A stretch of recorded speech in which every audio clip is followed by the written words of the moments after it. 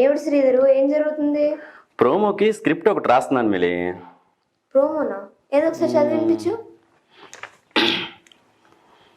ప్రభంజనం, సంచలనం, ఎక్కువ మంది వ్యూవర్స్ ని సంపాదించిన యూట్యూబ్ ఛానల్స్ లో 1 1 2 2 3 3 4 4 5 5 మొదటి 10 స్థానాలు శ్రీధర్ టెల్స్ ఇట్ ఛానల్ కి. ఇది అపూర్వం, అద్వితీయం, అనితర సాధ్యం. బాగుందా Sridhar?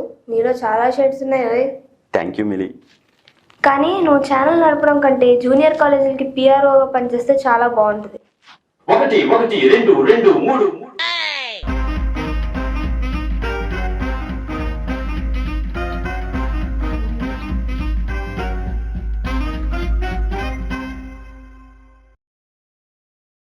Hello hi, Sridhar tells it ఛానల్కి స్వాగతం. ఈరోజు మనం ఒక very important and most interesting topic discuss చేయబోతున్నాం. And I'm 100% sure you are going to enjoy it. నేను ఇక్కడ ఒక సెంటెన్స్ రాస్తున్నాను. I am a teacher. I'm a teacher. I am a teacher. I'm a teacher. ఇక్కడ I అంటే నేను, ఏ అంటే ఒక, టీచర్ అంటే టీచర్ని, నేను ఒక టీచర్ని.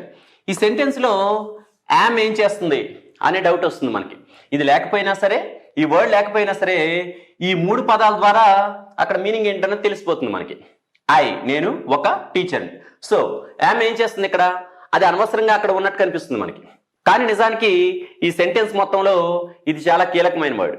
ఎందుకు అదేం చేస్తుందో తెలియాలంటే ఇంకొక ఎగ్జాంపుల్ సహాయంతో చూద్దాం మనం. I was a teacher. చూడండి, ఆల్మోస్ట్ ఈ సెంటెన్స్ ఒకేలాగా ఉన్నాయి. ఐ నేను, ఏ ఒక టీచర్, టీచర్ని. ఇక్కడ డిఫరెంట్ గా ఉన్నది ఏంటి? Was. So I'm a teacher, I was a teacher. నేను ఒక టీచర్ని, నేను ఒక టీచర్ని. సో ఇక్కడ మాత్రం యామ్ ఉంది, ఇక్కడ వాజ్ ఉంది. సో ఈ పదాలు మారటం వల్ల, ఇక్కడ యామ్ ఉండటం వల్ల, ఇక్కడ వాజ్ ఉండటం వల్ల ఈ సెంటెన్స్ మొత్తంలో వస్తున్నటువంటి అర్థంలో వస్తున్నటువంటి మార్పు ఏమైనా ఉందా? ఉంది. ఏంటది? ఐఎమ్ ఏ టీచర్ అంటే నేను ప్రస్తుతం ఒక టీచర్గా ఉన్నాను. ఐ వాజ్ ఎ టీచర్, నేను గతంలో ఒక టీచర్గా ఉన్నాను. ఐఎమ్ ఏ టీచర్, నేను ప్రస్తుతం ఒక టీచర్గా ఉన్నాను. ఐ వాజ్ ఎ టీచర్, నేను గతంలో ఒక టీచర్గా ఉన్నాను. సో యామ్ అని ఉండటం వల్ల ప్రస్తుతం ఉన్నాను అనే అర్థం వస్తుంది. వాజ్ ఉండటం వల్ల నేను గతంలో ఉన్నాను అనేటువంటి అర్థం వస్తుంది. సో రెండు కూడా ఉన్నాను అనే అర్థాన్ని ఇస్తున్నాయి. కానీ ఇది ప్రస్తుతం, ఇది గతం. సో ఇలాగే యామ్ వాజ్ లాగా ఇంకా ఉన్నాను అనేటువంటి అర్థాన్ని ఇచ్చే పదాలు ఏమున్నాయో చూద్దాం.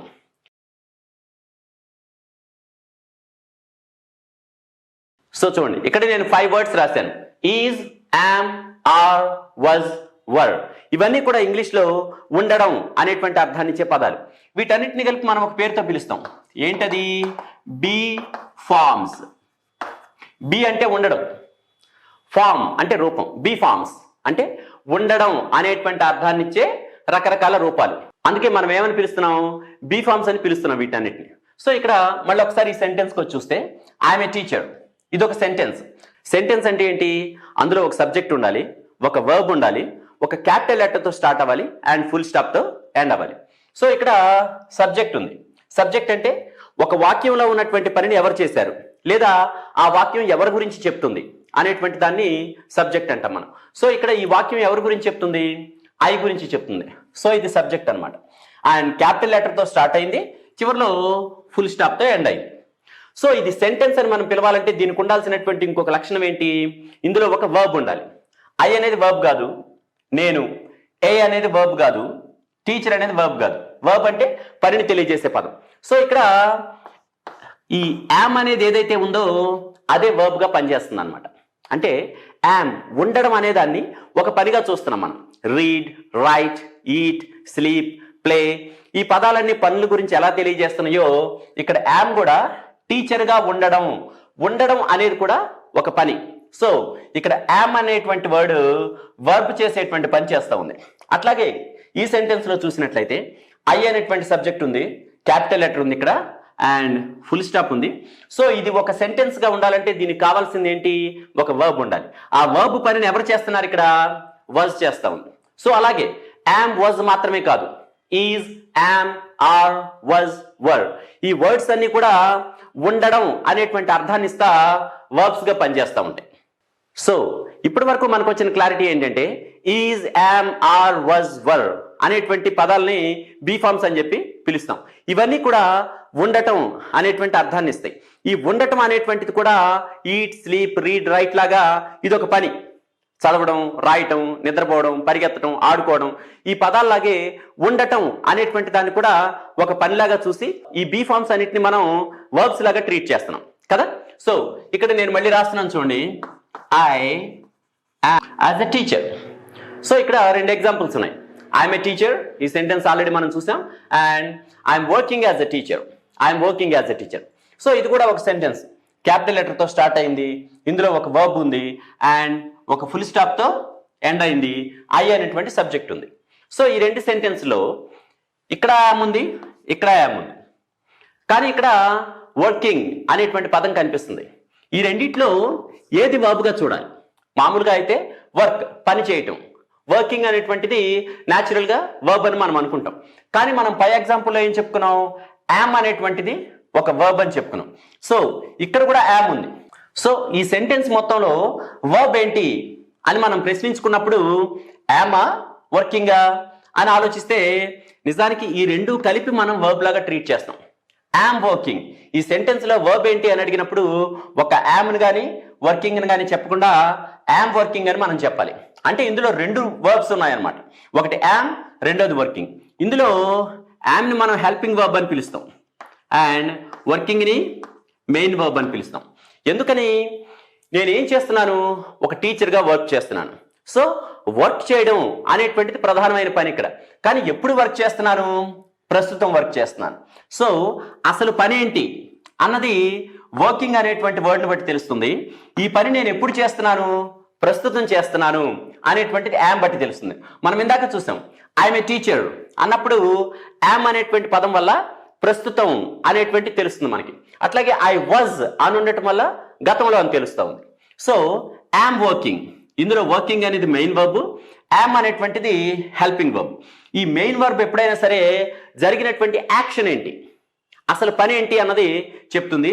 అండ్ హెల్పింగ్ వర్బ్ దాని టైం ఏంటి, అది ఎప్పుడు జరిగింది, ప్రస్తుతమా, గతంలోనా, భవిష్యత్తులోనా అన్నది ఇక్కడ ఉన్నటువంటి హెల్పింగ్ వర్బ్ ద్వారా మనకు తెలుస్తుంది అనమాట. మనకి చాలా రకాల హెల్పింగ్ వర్బ్స్ ఉంటాయి. అందులో బీ ఫార్మ్స్ అనేటువంటిది ఒక రకం. ఇవి చాలా ముఖ్యమైనవి. ఎందుకంటే మీరు గమనించండి, ఇక్కడ మెయిన్ వర్బ్ ఏమీ లేకపోయినా సరే యామ్ అనేటువంటి ఒక బీ ఫామ్ మెయిన్ వర్బ్ లాగా పనిచేస్తుంది. కానీ ఇక్కడికి వచ్చేసరికి అదే యామ్ వర్కింగ్ అనేటువంటి మెయిన్ వర్బ్కి సహాయం చేస్తా హెల్పింగ్ వర్బ్గా పనిచేస్తూ ఉంది. సో యామ్ ఒకటే కాదు, మనం ఇందాక చెప్పుకున్నటువంటి బీ ఫార్మ్స్ అన్ని కూడా ఏమేంటవి? ఈజ్, యామ్, ఆర్, వాజ్, వర్. ఈ బీ ఫార్మ్స్ అన్ని కూడా అవసరమైతే మెయిన్ వర్బ్ గా పనిచేస్తాయి, లేదంటే హెల్పింగ్ వర్బ్ గా కూడా పనిచేస్తాయి. సో ఇవి మెయిన్ వర్బ్ గా పనిచేసేటువంటి రకరకాల సందర్భాలు ఏంటో చూద్దాం.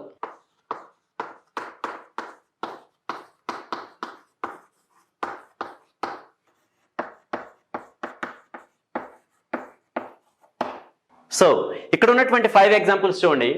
She is a singer, I'm a teacher, he was a player, we're in the ground, they were absent yesterday.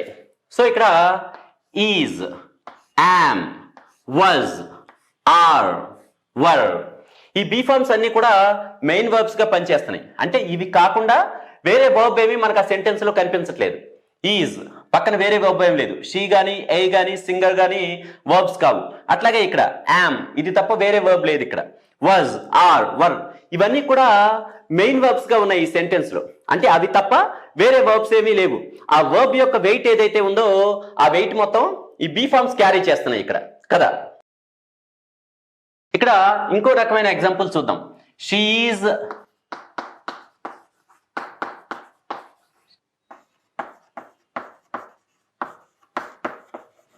Assembled. చూడండి, ఇక్కడ షీ ఈజ్ సింగింగ్, ఏం చేస్తుంది ఆవిడ? పాడుతోంది. సో ఇక్కడ సింగ్, పాడటం అనేటువంటి ఒక మెయిన్ వర్బ్ కనిపిస్తుంది మనకి. సో ఈజ్ అనేది ఇక్కడ కేవలం హెల్పింగ్ వర్బ్ గా ఉంది. అంటే అసలు పని ఇది. ఈ పని ఎప్పుడు జరుగుతూ ఉంది? ప్రస్తుతం, ఇప్పుడు జరుగుతూ ఉంది. అట్లాగే I'm working as a teacher, ఈ ఎగ్జాంపుల్ ఆల్రెడీ చూసాం మనం. వర్కింగ్, నేను పని చేస్తా ఉన్నాను. సో ఇది మెయిన్ వర్బ్.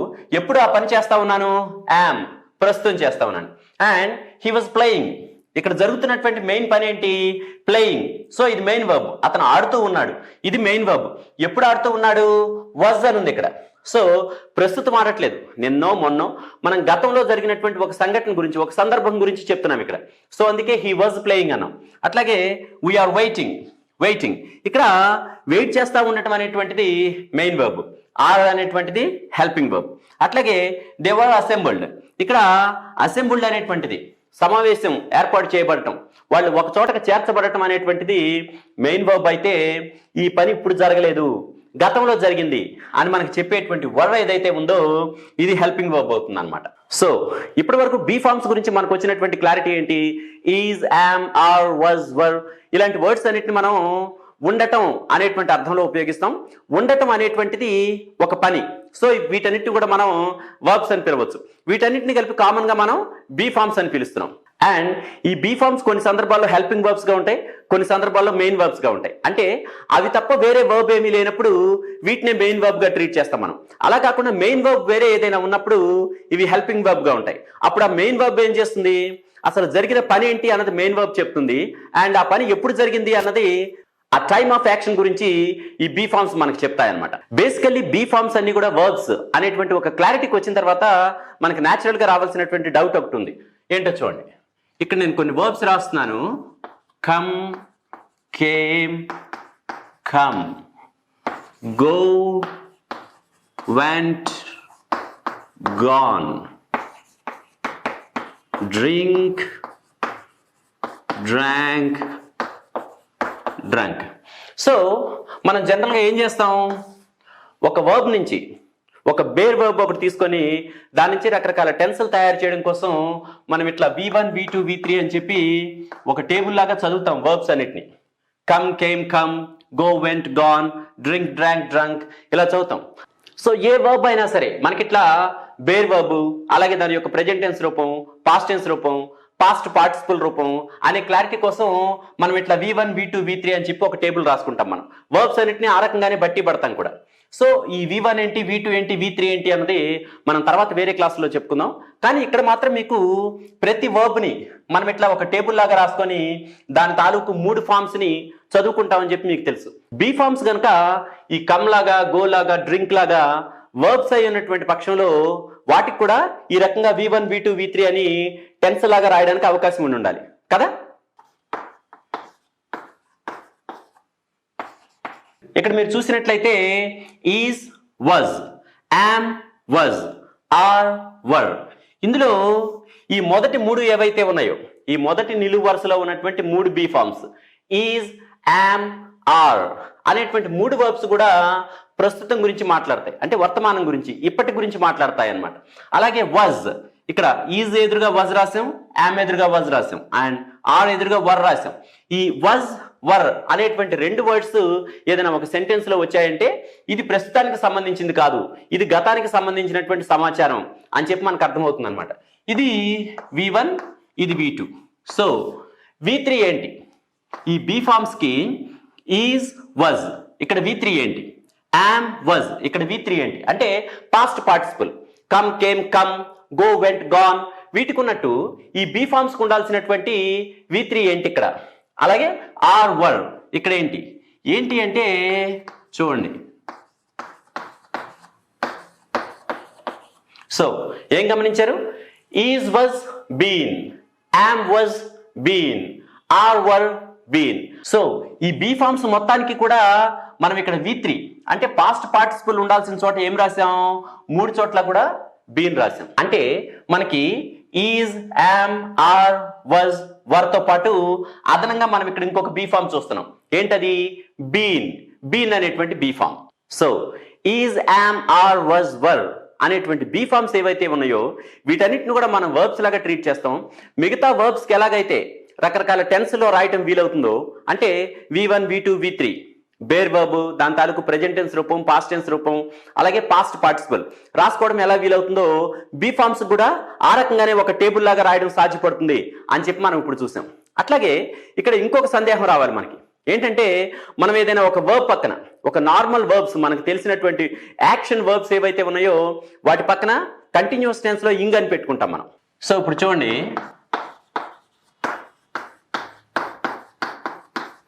He's playing. ఇక్కడ యామ్ అనేటువంటిది హెల్పింగ్ వర్బ్, వర్కింగ్ అనేటువంటిది మెయిన్ వర్బ్. అట్లాగే ఈజ్ సింగింగ్, ఈజ్ ప్లేయింగ్. ఈ వర్క్, సింగ్, ప్లే అనేటువంటి వర్బ్స్ ఏవైతే ఉన్నాయో వాటి పక్కన మనం ఇంగ్ అనేటువంటి ఒక సఫిక్స్ని యాడ్ చేసాం మనం.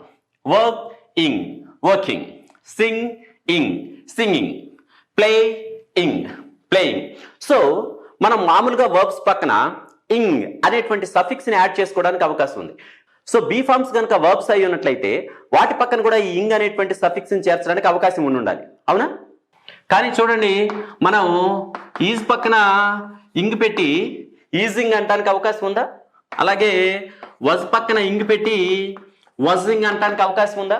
ఇలాంటి పదాలు మనం ఎప్పుడూ వినలేదు. ఈజింగ్, వజింగ్, ఆరింగ్, వరింగ్ ఈ రకమైనటువంటి వర్డ్స్ ఏం మనం వినలేదు.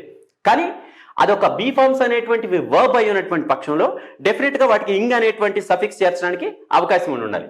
కానీ ఈజింగ్, వజింగ్ చాలా ఆడ్ గా సౌండ్ చేస్తున్నాయి, అవి ఎప్పుడు మనం వెళ్ళలేదు, అంటే అవి అసలు ఎగ్జిస్టెన్స్ లో లేవు. సో ఏం చేయాలి మనం? ఇప్పుడు ఏం చేస్తామంటే బీ పక్కన ఇంగ్ రాసేస్తాం డైరెక్ట్ గా.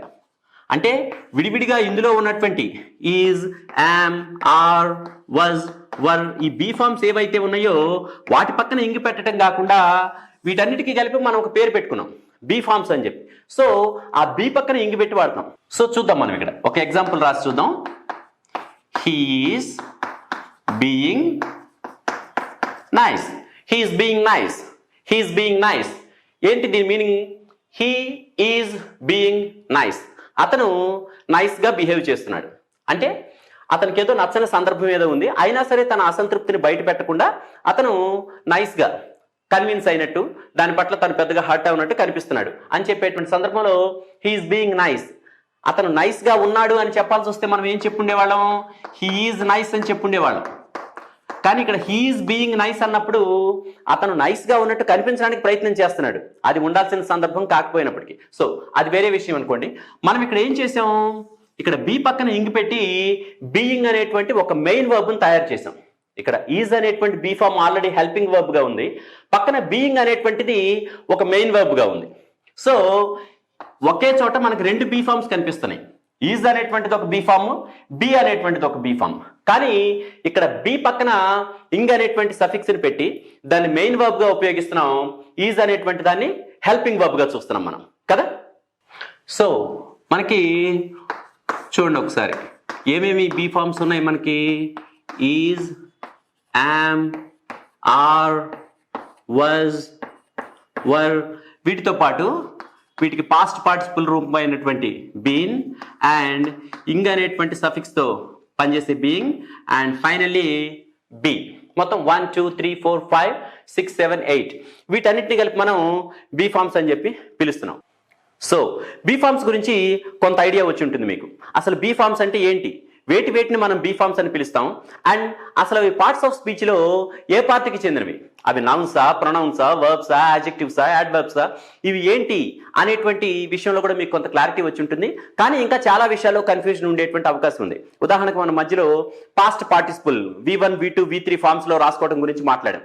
అసలు పాస్ట్ పార్టిసిపుల్ అంటే ఏంటి, V1 V2 V3 అంటే ఏంటి, వాటిని అలా 3 వేర్వేరు విధాలుగా రాసుకోవాల్సినటువంటి అవసరం ఎందుకు వచ్చింది, ఇన్ని బీ ఫార్మ్స్ ఎందుకు, అన్ని ఉండడం అనేటువంటి అర్థాన్ని ఇచ్చేవైతే ఇన్ని బీ ఫార్మ్స్ ఉండాల్సినటువంటి అవసరం ఎందుకుంది, ఏ సందర్భంలో వేటిని ఉపయోగించాలి అని ఇంకా దీనికి సంబంధించి చాలా సందేహాలు ఉండేటువంటి అవసరం ఉంది. సో మన శ్రీధర్ టెల్స్ ఇట్ ఛానల్లో రాబోయే వీడియోస్ లో మనం వర్బ్స్ లో ఉండేటువంటి రకాలు, వాటి రూపాలు, రకరకాల టెన్స్లు, ఈ విషయాలన్నీ డిస్కస్ చేయబోతున్నాం. అవి చెప్పుకున్న తర్వాత మళ్ళీ ఒకసారి వివరంగా బీ ఫార్మ్స్ గురించి మాట్లాడుకుందాం. And finally please Sridhar tells it channel subscribe చేయండి. ఈ వీడియో మీకు నచ్చితే లైక్ కొట్టండి and regular updates and notifications కోసం బెల్ ఐకాన్ ప్రెస్ చేయడం మర్చిపోకండి. నెక్స్ట్ వీడియోలో మరిన్ని ఎక్సైటింగ్ విశేషాలతో కలుసుకుందాం. Until then bye.